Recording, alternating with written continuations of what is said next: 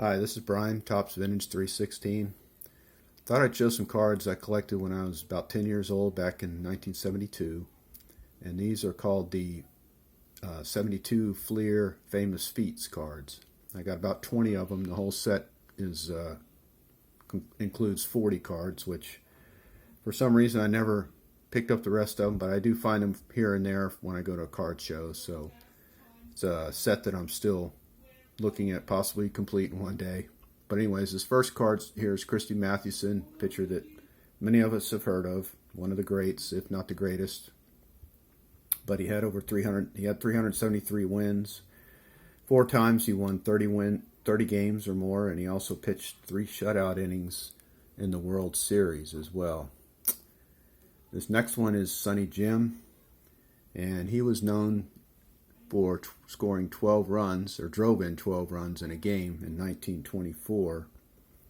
And his average overall was 310, and he batted 345 in the 1926 World Series for the Cardinals when they beat the Yankees.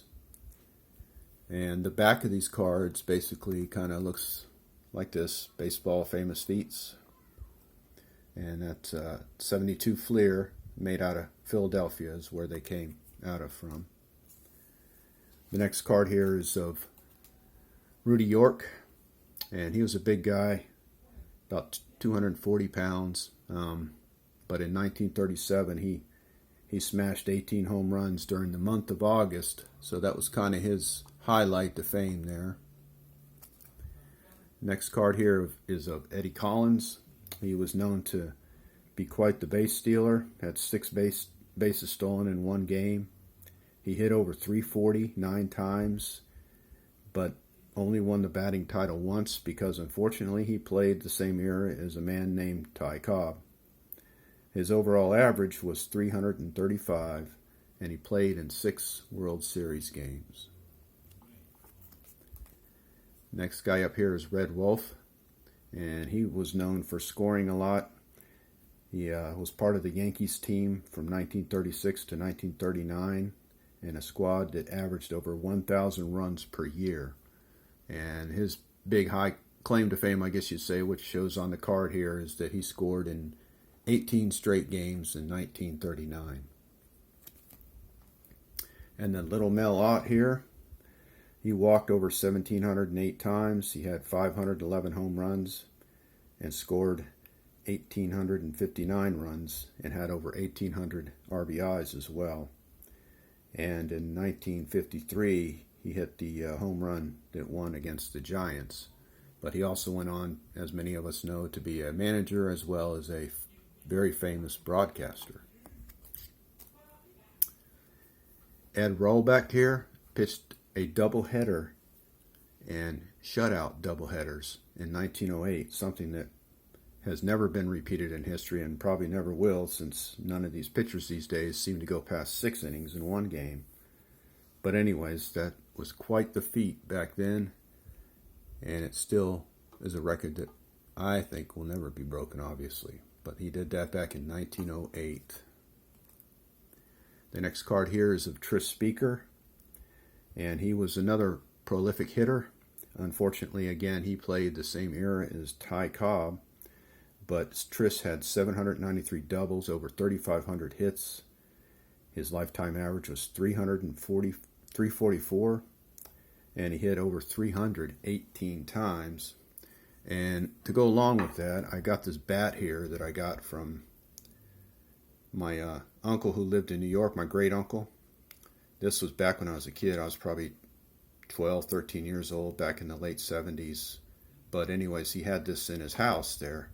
And it's an old bat called of Wright Ditson, I guess it's called, and it had Tris Speaker on here, and it's got the old rounded up knob that they used to have. But I don't know if it's an original Tris Speaker bat or if it's one of those replica type. But I'll tell you what, it weighs a ton. That's one thing. But anyways, I thought it was a neat piece of memorabilia to have along with this card as well. These last few cards that we'll finish up with, this one was Lloyd Wainer, known also as Little Poison. He had a lifetime average of 316, And he went for 77 games, over 200 at-bats without striking out. He was known for putting the bat on the ball. And so in 18 seasons, he only struck out 173 times. So pretty, always putting the bat on the ball. Next guy up here is Chuck Klein. He averaged over 300 average, hit 300 home runs, and scored 158 runs in 1930. Fortunately, he did all that on a last place team, but he still did a lot for that team to win some games for them regardless. And they finished dead last, as it says here. But he didn't have a chance at winning the batting title because that year that he batted 386, Bill Terry batted 401, the last 400 hitter at that time. This one is Deacon Felipe, and he pitched 5 complete games in the World Series. And 4 of those games he won, but the last game he lost. And unfortunately, they did end up losing the World Series. The Pirates did that year. Big Ed Delaney won the batting crown. As you can see, with holding the bats there, he won the batting crown in both leagues. He ended up with 2,500 hits and a 346 average. He batted 408 in 1894, followed it up by 2 seasons of batting 399 and 394.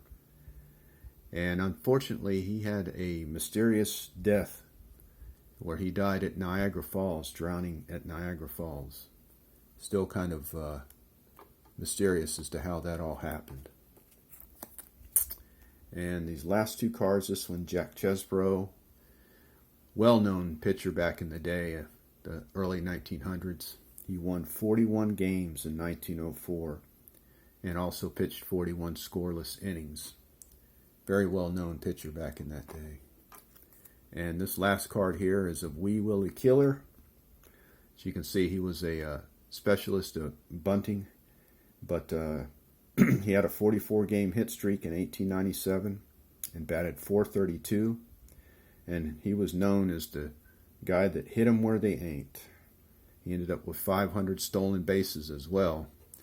And some pretty famous feats for some of these guys back in the day. Some things that we just don't see these days. And obviously, these guys that are hitting in the high 300s, there's very few pitchers in the modern era, or very few hitters in the modern era today that can claim that they can even hit over 300. As we see today's athletes, obviously the game has changed a lot, but you got to consider what these guys were up against as well.